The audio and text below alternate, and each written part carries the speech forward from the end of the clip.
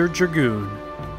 Released in North America in 1995, this Sega Saturn launch title was an absolute jaw-dropper. Fast-paced, frantic shooting action, incredible graphics for the time, and a beautiful, grandiose soundtrack created an experience that gamers had never seen before up to that point. To start off, the game has a super cool high-fantasy post-apocalyptic world with dragons. After some cataclysmic event, all of our future stuff went away, and it became a world of airships, giant worms, and sweeping orchestral scores in exchange for a natural ambience.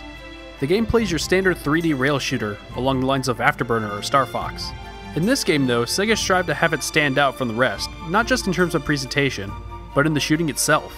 While you're still stuck to a fixed path, you have full 360-degree movement of your aiming reticle.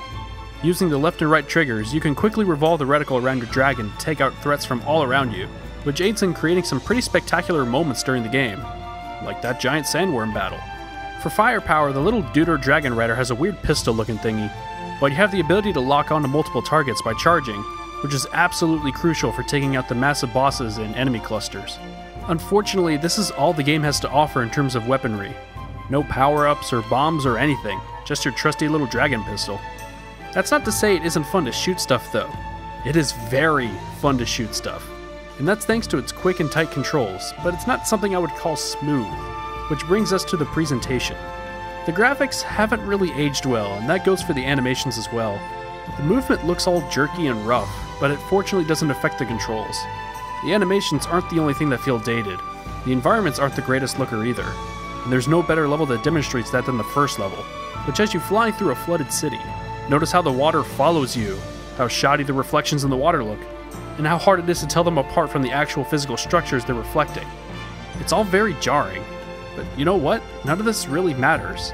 None of this ever bothered me very much, honestly, and that's because of Panzer Dragoon's brilliant soundtrack.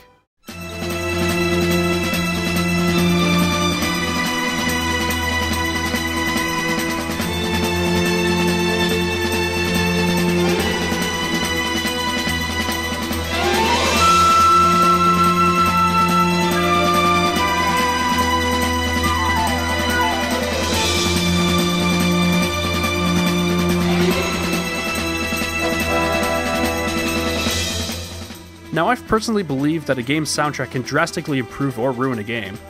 With Panzer Dragoon, it totally makes the game.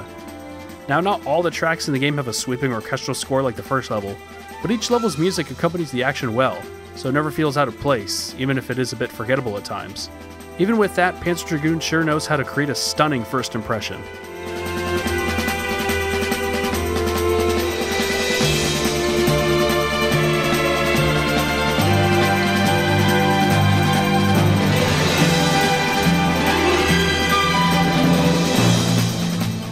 Panzer Dragoon is a fantastic arcade-style rail shooter. It created this epic cinematic feeling that was lacking in the genre, that only got better and better as the series went on. If you have yet to track it down for your Saturn collection, I recommend picking up the Japanese version, since it's the cheapest and has way better box art. All the menus and options are all still in English, except for the subtitles during the cutscenes, which can be a problem if you want to follow the story, but it never really bothered me. I just played the game, and you know what?